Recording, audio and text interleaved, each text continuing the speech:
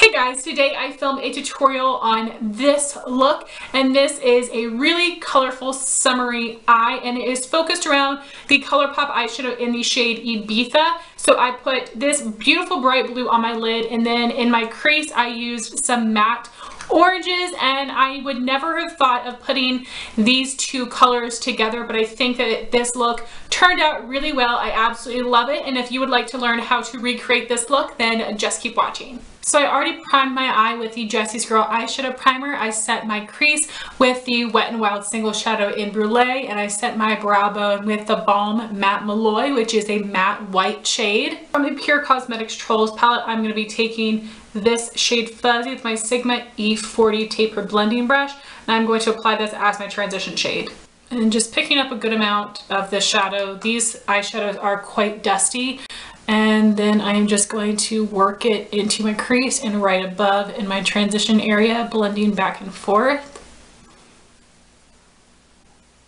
Next, moving on to the lid shade, I'm going to apply a little bit of the e.l.f. glitter primer. With this shade, there's not a ton of glitter fallout, so it's probably not necessary, but with all of my ColourPop shadows, I always just apply a glitter primer to my lid. So just pressing this on my lid, I squeezed a little bit on the back of my hand, and I'm just working off of that, just tapping onto my eye. I don't need to glob on too much of this. Next, I'll be taking the ColourPop eyeshadow in the shade Ibiza, and I will be applying it on my lid with this sponge tip applicator. You can also use the ColourPop eyeshadow brushes, but because this is an older shadow, it's too dried out for me to use a brush, but it still works really well with the sponge tip applicator. Just in case we have any fallout, I'm taking a little piece of toilet paper to put under my eye to catch it.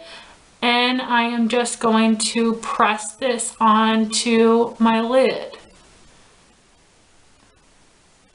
So I like to use the sponge tip applicator for precision to make sure I'm fully coating my lid but not getting into my crease. But then I like to go back in with my finger to pack on another layer for even more intensity. So as I said, just picking it up on the finger, and I am going to press it on to my lid.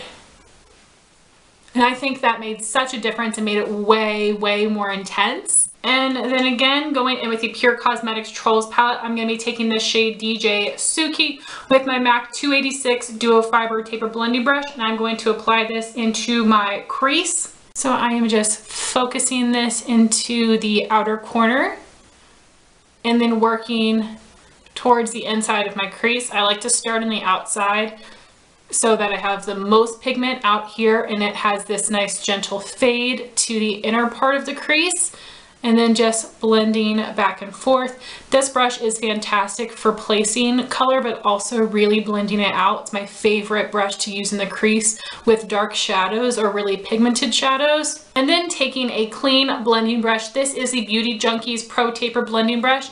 I am just going to go along the edges of DJ Suki to help soften it. And then to clean up the outer edge of my eye looks, I'm just taking a little bit of the Wet n Wild single shadow in Brulee and my Sigma E45 small tapered blending brush. And I am just taking this right along the outer corner here to sharpen up the look. I do this every single day with my looks. You can also use your face powder or any eyeshadow that matches your skin tone. So that is the eyeshadow all complete. I'm going to apply my eyeliner and mascara and be back to show you what's going on the rest of my face. So for eyeliner and mascara, I applied the Physicians Formula Eye Booster and the Urban Decay Perversion and Too Faced Better Than Sex mascaras. So moving on to cheek products, I've already applied my contour. I used the Too Faced Chocolate Soleil Bronzer in the dark chocolate shade. When I was getting ready this morning, I totally spaced and did that off camera, but I did remember in time for blush and highlight. So for blush today, I'm going to be using the Becca Mineral Blush in the shade Songbird, and I'm going to apply it with my Sigma F15 Duo Fiber Blush Brush. And this blush is very pigmented, so just picking up a little bit of product, tapping off the excess, and I am just going to blend this onto the back of my cheeks, taking whatever is left onto the apples. Doing the same on the other side, picking up a little bit of product, putting this in the back of my cheeks. That was way too much.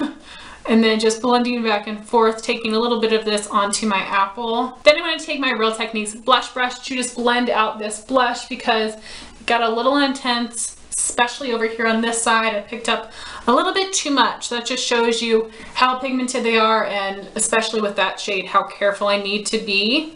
To highlight my cheeks, I'm going to use the Balm Mary Loumanizer and apply it with my Morphe M510 brush. And because I have oily skin, I just like to put my highlighter on the top of my cheekbones. And this is a really beautiful light white gold highlight. It's really, really pretty.